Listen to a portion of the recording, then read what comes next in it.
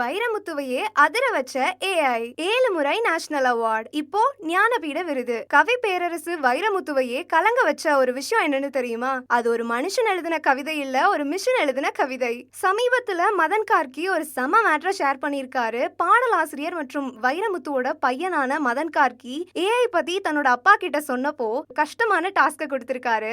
ஆஸ்திரேலியாவில இருந்து 4 பறவைங்க பறந்து வருது. அதுல 1 சுடப்பட்டு இறந்துடுச்சு. மத்த 3 பறவைங்களோட மனநிலை எப்படி இருக்கும்? இதை எழுத சொல்லு அப்படின்னு சொல்லியிருக்காரு. அதுல இருந்த வரிகள் என்னன்னு தெரியுமா? நீ இப்போ போயிட்ட, நாங்க 3 பேரும் முன்னே போறதா இல்ல பின்னே போறதான்னு தெரியல, ஆனா உன்னோட கனவுகளையும் சுமந்துகிட்டு நாங்க பறப்போம் அப்படின்னு அந்த பறவைகள் சொல்ற மாதிரியே எழுதியிருக்கு. இத படிச்சுட்டு கவி பேரரசு கண் கலங்கிட்டாராம். தொழில்நுட்பம் எந்த அளவுக்கு உணர்ச்சிகளை பிரதிபலிக்குதுன்னு பார்த்து பிரமிச்சு போயிருக்காரு. என்னதான் டெக்னாலஜி வளர்ந்தாலும் நம்ம கவி பேரரசு ஸ்டைலே தனிதான். ஆனா ஏஐயோட இந்த வளர்ச்சி பத்தி நீங்க என்ன நினைக்கிறீங்க? கமெண்ட்ல சொல்லுங்க.